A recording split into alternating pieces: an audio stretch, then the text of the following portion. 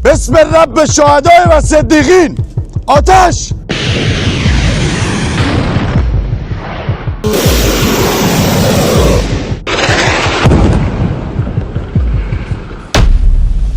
Setelah AS melakukan penyitaan terhadap kapal kargo berbendera Iran, ARGC pun mulai melancarkan serangan balasan. Dengan menggunakan drone, Iran melaporkan bahwa mereka menargetkan kapal-kapal Amerika Serikat yang sedang berada di Timur Tengah. Meski tidak disebutkan drone apa yang digunakan, namun beberapa analis percaya bahwa Shahed 136 menjadi pemeran utama dalam serangan balasan tersebut. Beberapa pengamat pun mempertanyakan mengapa Iran begitu senang menggunakan drone satu ini. Apakah karena kemampuannya yang mumpuni di kelasnya, atau ada kemampuan rahasia yang tidak disebar ke publik? Sejak awal, Iran memahami satu kenyataan. Berhadapan dengan kekuatan seperti Amerika Serikat dan Israel dalam perang konvensional adalah pertarungan yang hampir mustahil dimenangkan.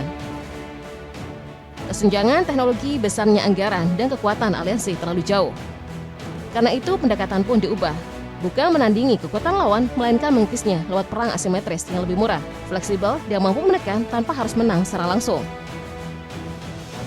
Di tengah dominasi persenjataan mahal dan teknologi canggih, muncul sesuatu yang tampak sederhana namun berdampak besar.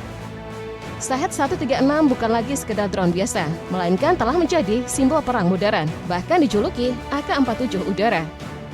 Julukan ini mencerminkan karakternya, dia rendah, cukup tangguh, dan bisa digunakan dalam jumlah besar untuk terus menekan lawan. Yang membuatnya berbahaya bukan hanya kemampuannya menyerang, tapi juga efisiensi cara kerjanya. Dengan biaya produksi yang diperkirakan sekitar 20.000 hingga 50.000 dolar per unit, drone ini mampu menjangkau target sejauh 1.000 sampai 2.500 km.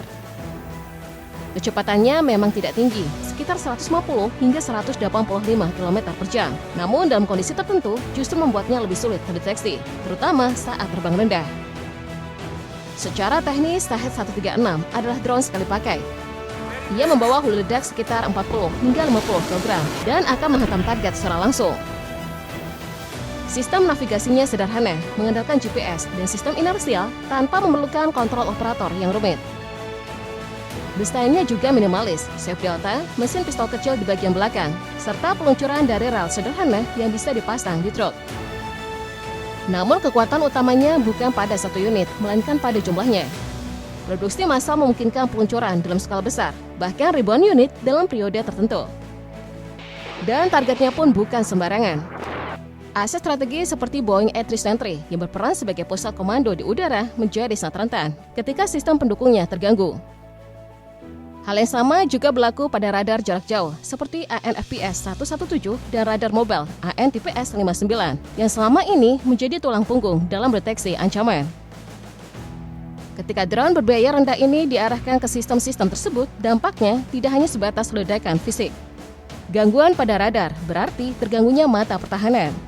Dan saat mata itu melemah, seluruh sistem pertahanan bisa kehilangan keseimbangan. Keterbatasan yang berubah jadi kekuatan.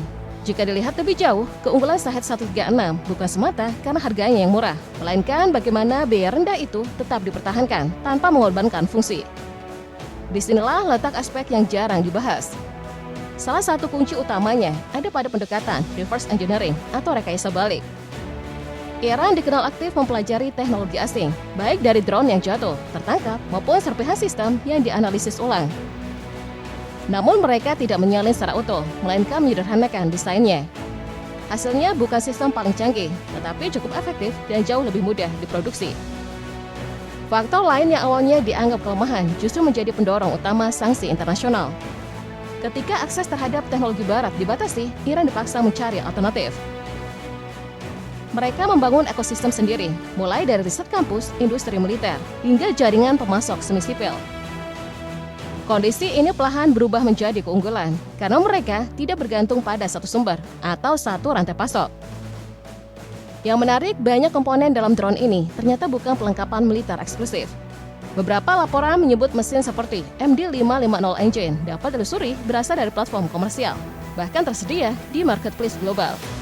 Artinya, komponen penting bisa diperoleh tanpa harus melalui jalur militer resmi yang ketat. Dan dampaknya pun menjadi signifikan. Shahed 136 tidak pernah dimaksudkan menjadi yang paling unggul di kelasnya. Filosofi desainnya justru sederhana, mudah dibuat, terus dipakai, dan siap diganti tanpa beban biaya besar. Dalam banyak skenario, drone ini bahkan sejak awal sudah diperlakukan sebagai aset yang memang akan dihabiskan. Di balik suara dentuman dan pergerakan radar, ada pertarungan lain yang jarang terlihat, perang biaya. Disinilah Shahed 136 benar-benar memberi tekanan. Harga per unitnya diperkirakan hanya sekitar 300 juta hingga 800 juta rupiah. Namun untuk menghentikannya, sistem seperti MIM 104 Patriot dan rudal PAC-2 atau PAC-3 bisa menghabiskan sekitar 60 miliar dolar hingga 100 miliar dolar sekali tembak. Sistem THIID bahkan bisa mencapai 180 miliar rupiah hingga 240 miliar rupiah per interceptor. Sementara Iron Dome dan rudal Tamir tetap berada di kisaran 1 miliar rupiah hingga 5 miliar rupiah. Selisih ini sangat tajam. Satu rudal Patriot saja setara dengan biaya produksi ratusan drone. Kontradiksinya jelas, secara taktis setiap drone yang berhasil dijatuhkan adalah keberhasilan. Tapi dari sisi biaya justru menjadi pengeluaran besar. Pendekatan swarm lalu dimanfaatkan sebagai strategi utama. Bukan satu serangan presisi, melainkan gelombang drone dalam jumlah banyak yang dikirim bersamaan. Sistem pertahanan udara dipaksa terus bekerja, mendeteksi, mengunci, lalu menembak target satu persatu.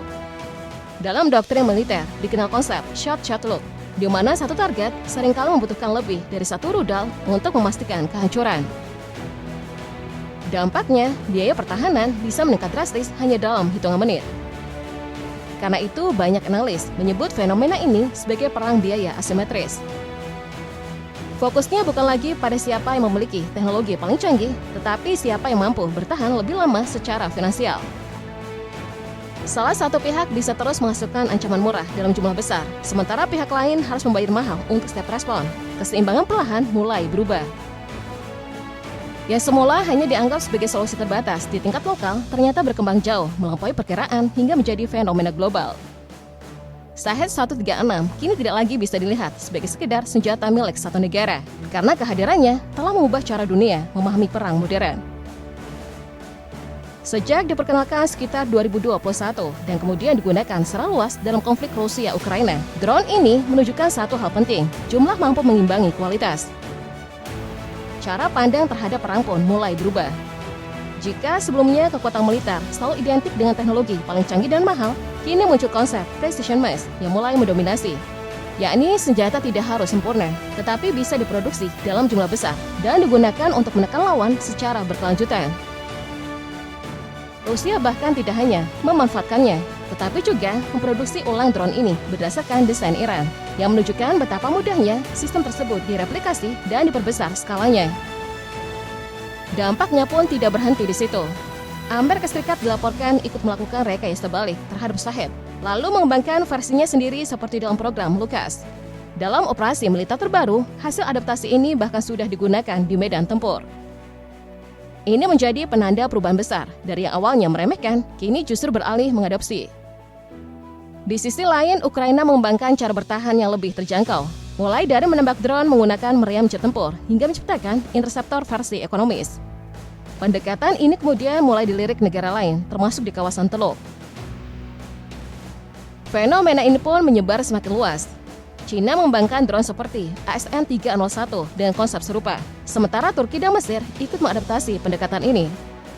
Bahkan kolaborasi produksi lintas negara mulai bermunculan. Ini menunjukkan satu hal jelas, ini bukan lagi sekedar tren sesaat, melainkan sudah menjadi standar baru. Dan di titik inilah dampaknya paling besarnya terlihat. Perang modern kini tak lagi semata soal siapa yang memiliki senjata paling unggul, melainkan siapa yang paling cepat menyesuaikan diri dengan kenyataan baru, murah, masif, dan berkelanjutan. Drone seperti Shahed 136 telah membuka babak baru, di mana inovasi tidak selalu hadir dari teknologi mahal, tetapi justru dari efisiensi yang memaksa semua pihak untuk ikut beradaptasi. Di penghujung konflik yang dikenal sebagai Perang 40 Hari, mulai terlihat satu faktor penting. Iran belum benar-benar kehabisan tenaga. Sejumlah laporan menyebut hampir 40% stok drone serang masih tersisa, termasuk Shahed 136 yang selama ini mendominasi serangan. Ini berarti apa yang terjadi sejauh ini kemungkinan baru sebagian kecil dari kapasitas yang ada. Yang lebih menarik, varian baru seperti Shahed 136B dengan jangkauan lebih jauh dan teknologi yang lebih mutakhir bahkan belum dimanfaatkan sepenuhnya. Maka pertanyaannya kini bukan lagi apa yang sudah terjadi, melainkan seberapa besar eskalasi berikutnya jika seluruh kemampuan itu benar-benar dikerahkan.